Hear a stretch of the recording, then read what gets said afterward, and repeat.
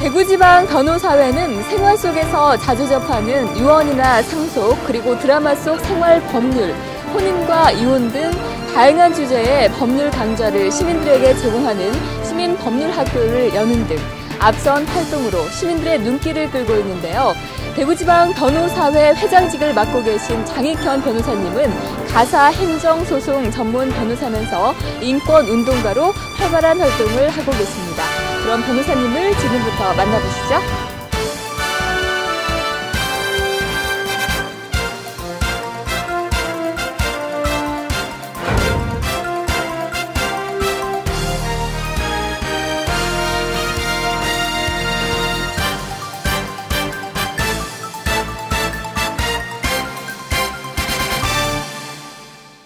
네, 장익현 변호사님이 옆에 계십니다. 만나보겠습니다. 안녕하세요. 네, 안녕하세요. 네, 반갑습니다. 먼저 본인에 대한 소개부터 해주시죠.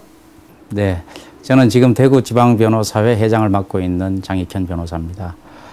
평소 제가 가족법에 관심이 많아서 여러 사회단체나 기관에서 가족법 강의를 해왔습니다.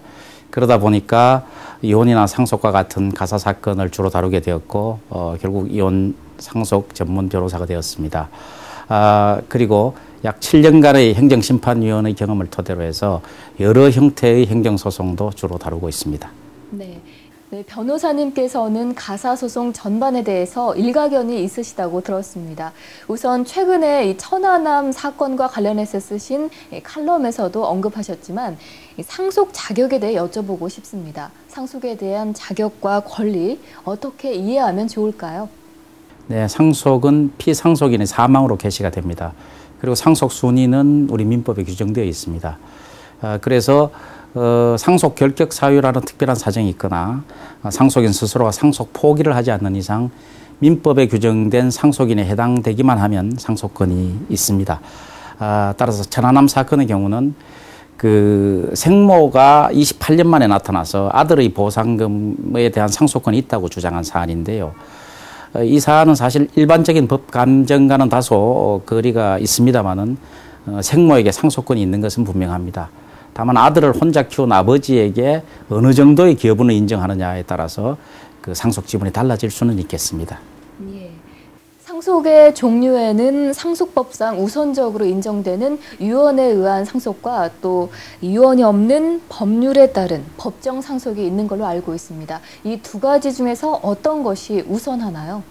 네, 우리 민법에는 법정 상속 순위가 정해져 있는데요. 제1순위가 직계 비속, 2순위가 직계 존속, 제3순위가 형제 자매, 그리고 4순위가 사촌 이내의 관계 혈족입니다.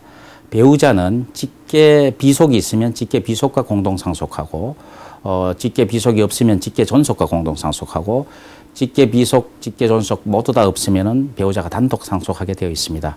그러나 법정 상속 순위는 유언이 없거나 유언이 무효인 경우에 의미가 있습니다. 만약 유언이 있다면은 유언에 따라서 재산 분할이 이루어지게 됩니다. 다만 유언이나 생전 증여로 상속인의 권리가 침해된 경우에는 상속인은 유류분 제도에 의해서 유류분 반환 청구권을 행사할 수 있게 됩니다. 네. 말씀을 듣다 보니 가끔 드라마를 보면 전 재산을 사회에 환원하는 그런 사례가 떠오르는데요. 이럴 경우에는 법정 상속인이 유류분 제도를 통해서 자신의 상속 지분을 확보하는 게 가능할까요? 네, 법정 상속인에게 법정 상속 지분 중에서 일정 부분을 보장해주는 제도가 바로 유류분 제도인데요. 질문처럼 피상속인이 자신의 전 재산을 자식 모르게 사회에 환원한 경우라면은 배우자와 직계 비속인 자녀는 법정 상속 지분의 2분의 1까지, 그리고 직계 존속인 부모나 형제 자매는 법정 상속 지분의 3분의 1까지 확보할 수 있습니다. 바로 그게 유류분 제도입니다. 네, 가사 사건들은 가족 내에서 이루어지는 사건들이기 때문에 가장 가까이에서 이루어지잖아요. 그렇기 때문에 이 변호를 하는 데 있어서도 마음 자세도 남다를 것 같습니다. 어떤 자세로 임하시는지 궁금합니다. 사실 가족 간의 분쟁은 감정적 요인이 개입될 여지가 굉장히 많습니다. 그래서 저는 변호사로서 의뢰인을 대할 때 감정적인 부분을 이성적으로 돌려놓기 위해서 노력하고 있습니다. 격한 감정을 이성적으로 돌려놓아야만이 최선의 결과를 가져올 수 있기 때문입니다. 이혼 사건의 경우에는 양 당사자 간에 일어난 일이 대부분이어서 서로의 얘기가 정반대인 경우가 많습니다. 그래서 판사를 설득할 수 있는 그런 객관적인 자료 수집에 최선을 다하고 있고요. 또 이 양 당사자의 감정의 골이 깊어지지 않도록 상대방을 불필요하게 자극하는 일을 가능하면 피하고 있습니다. 그리고 상속 분쟁의 경우에는 형제나 부모 자식 간에 돌이킬 수 없는 상처가 일어나는 경우가 많거든요. 그래서 사전에 판결에 따른 득실을 미리 예측해서 판결보다는 조정적으로 유도하고 있습니다. 네, 그렇군요. 네, 말씀을 들어보니까요, 변호사님께서는 늘 어떤 선택이 가장 최선인지를 고민하시는 것 같습니다. 네, 조금 이제 다른 질문을 드려보겠는데요. 변호사님께서는 지난해부터 대구지방변호사회 회장직을 맡고 계시잖아요. 대구지방변호사회는 매년 인권 세미나를 개최하고 계시는 등 인권에 대한 남다른 열정이 있는 것 같습니다. 이렇게 인권에 대해 관심을 두시게 된 배경은 무엇입니까? 예, 대구지방변호사회는 1987년부터 인권 세미나를 개최하고 있습니다. 매년 개최해오지 못한 그런 아쉬움이 있습니다만 최근 15번째 인권 세미나를 개최했습니다. 저는 그 사회로부터 혜택을 받고 있는 변호사가 이 세상에 존재하는 불평등과 모순에 관심을 가지고 소외된 사람들의 인권에 관심을 가지는 것은 당연하다고 생각을 합니다. 그래서 저 역시 대구지방변호사회 회장으로 취임한 이후에 부정기적으로 개최되어 오던 인권 세미나를 정례화했고 또 이주 여성이나 불우이웃 등 사회적 약자에 대한 지원을 계속해 가고 있습니다. 네, 그렇군요. 또 변호사님께서는 대구시 여성정책위원 그리고 여성폭력 통합상담소 운영위원 등을 역임하시면서 여성인권과 가사소송에 대한 사례를 많이 다뤄오신 걸로 알고 있습니다. 여성인권 문제에 대한 변호사님의 견해가 궁금해지는데요. 예, 제가 변호사 생활을 시작한 직후에 우연하게 가정법률상담소의 이사로 취임을 했었습니다. 그것을 계기로 해서 계속적으로 대구시 여성정책위원, 여성폭력통합상담소, 정신대 할머니와 함께하는 시민모임 등 여성 관련된 일들을 굉장히 많이 맡았습니다. 그러다 보니까 여성인권에 대해서 남들보다 많은 관심을 가지게 되었습니다. 사실 우리나라 여성인권이 과거에 비해서 눈에 띄게 신장된 것은 사실입니다만은 아직 가야 할 길이 멀다고 생각합니다. 최근에 그 최진실 씨가 돌아가셨는데 그 이후에 친권제도가 개정됐는데요. 그것을 보면서 국민들의 관심을 집중시킬 수 있는 인권침해 사례가 있어야 비로소 제도 개선이 이루어지는 것 같아서 안타까운 생각이 들었습니다. 네, 그렇군요.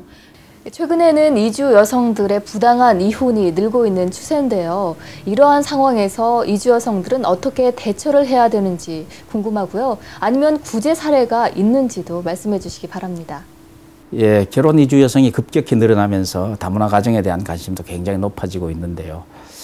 그렇긴 한데 상당수의 이주 여성들은 인권의 사각지대에 방치되어 있어서 사실 이들에 대한 시급한 대책이 필요합니다. 특히 이주 여성들과 결혼하는 우리나라 남성들은 그 이주 여성들을 돈으로 사왔다는 그런 인식을 갖고 있습니다. 그러다 보니까 자신과 동등한 인격체로 대하지 못해서 결국 그 혼인생활의 파탄에 이르는 경우가 많습니다. 이주 여성들의 지위가 취약한 것은 국적 취득 전에 남편의 기책 사유가 아닌 사유로 이혼을 하게 되면은 더 이상 국내에 체류할 수 없다는 데 있습니다. 그래서 이주 여성들은 남편에게 혼인 파탄의 책임이 있다는 입증을 해야 되는데 이것은 사실 혼자 힘으로는 굉장히 어려운 일이죠. 그래서 반드시 법률 전문가의 도움이 필요합니다. 네, 지금까지 말씀 잘 들어봤는데요. 앞으로 변호사님의 계획에 대해서도 듣고 싶습니다.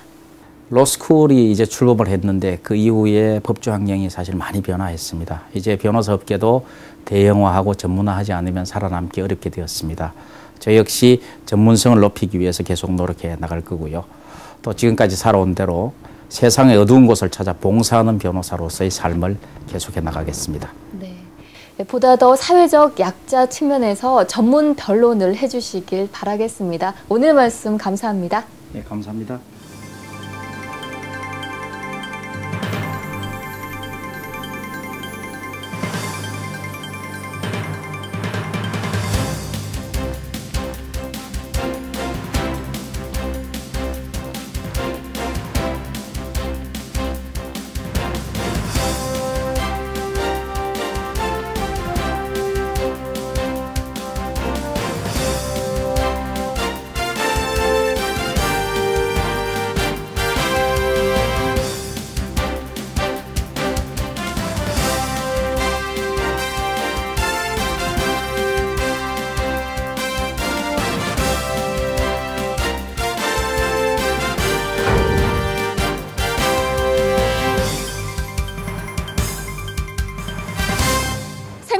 민심에 가장 가까운 법률을 다루고 계신 장익현 변호사님을 만나 말씀 들어봤는데요. 변호사님께서는 여러 방면에 귀 기울여 다양한 활동을 하고 계셨습니다. 앞으로 변호사님뿐만 아니라 대구지방 변호사회가 펼칠 활발한 활동에도 주목해 봐야 할 것 같습니다.